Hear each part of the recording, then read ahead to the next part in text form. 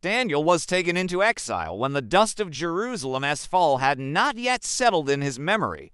He remembered the city as it had been before the flames, before the shouts of foreign soldiers echoed through its streets, before sacred places were stripped of their holiness and turned into trophies of conquest. He remembered his parents' voices, the rhythm of prayer, and the certainty that God watched over his people from Zion. Those memories became both comfort and burden as Daniel was marched across unfamiliar lands toward Babylon, a city spoken of in whispers and warnings. The journey itself felt like a slow unraveling of identity, each mile pulling him farther from the life he had known and deeper into a future he did not choose. Babylon overwhelmed the senses. Its walls were massive, its gates adorned with images of beasts and gods unknown to Daniel. The city pulsed with confidence, wealth, and power as if it believed itself eternal. Daniel was brought into the king's court along with other young captives who showed promise. They were educated in the language, science, and literature of the empire, trained to serve the very system that had destroyed their homes.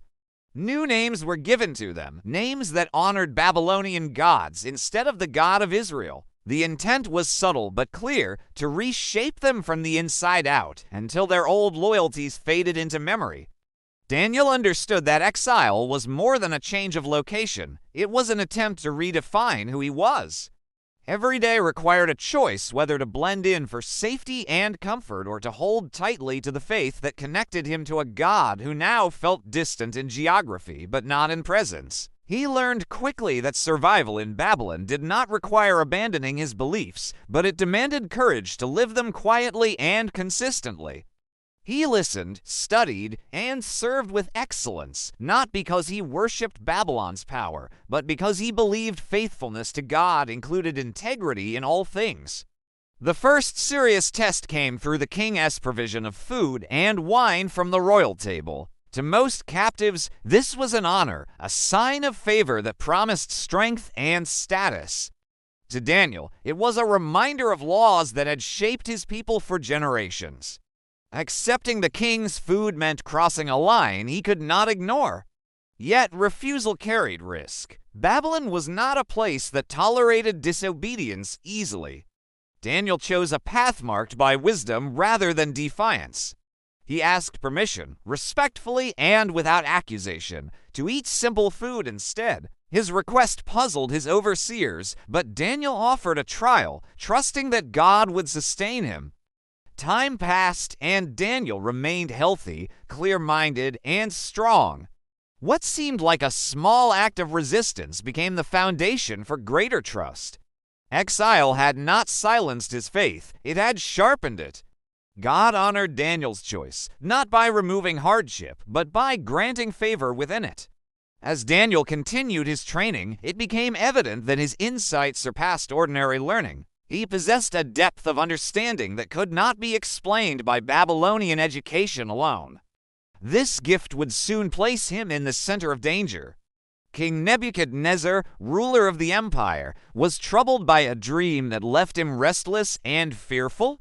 He demanded that his wise men reveal both the dream and its meaning, a demand meant to expose deception and assert his authority. Failure meant death. Panic swept through the court, for no one could meet such a requirement. When the decree reached Daniel, he did not protest its injustice or curse his circumstances.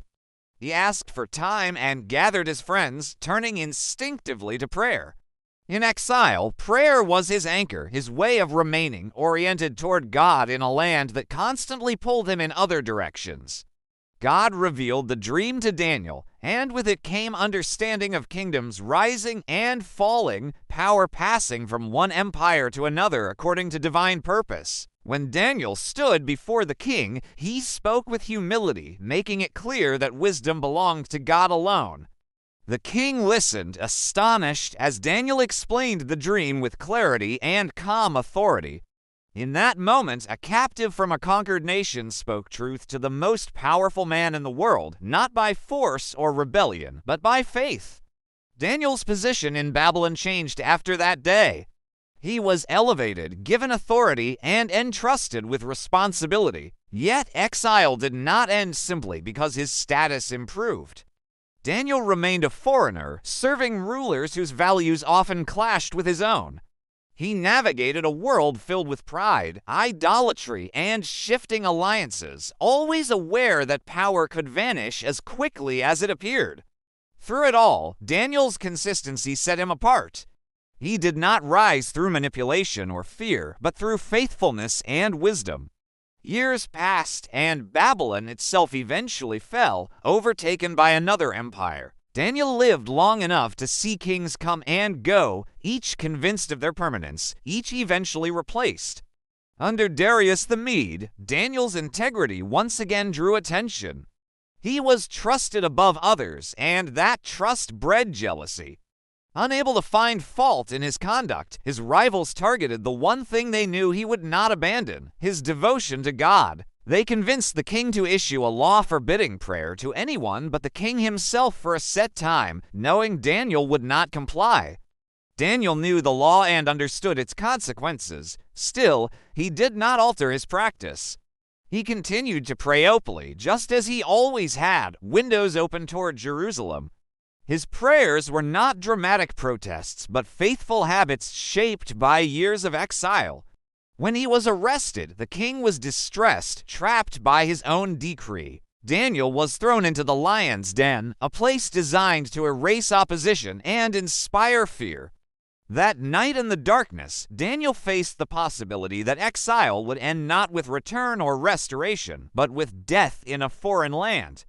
Yet fear did not consume him. He had learned long ago that faith was not a guarantee of safety, but a commitment to trust regardless of outcome. God sent an angel to shut the lions' mouths, and when morning came, Daniel was found alive. His deliverance became a proclamation louder than any sermon.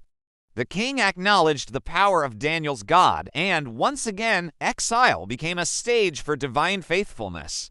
In his later years, Daniel received visions that revealed suffering yet to come, conflicts beyond his lifetime, and hope that stretched far into the future. These revelations weighed heavily on him. Exile had taught him that God's plans were larger than any single generation, and that faith sometimes meant carrying knowledge without immediate resolution. Daniel fasted, prayed, and recorded what he was shown, trusting that meaning would unfold in time. Daniel never returned to Jerusalem. His bones rested in foreign soil, far from the land of his birth.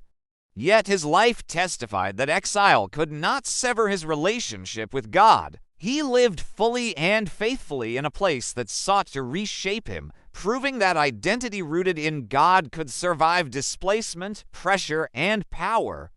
Daniel's exile was not merely a story of loss, but of transformation, a life lived between kingdoms, sustained by faith, and marked by quiet courage in a land that was never home, yet became the place where his faith shone most clearly.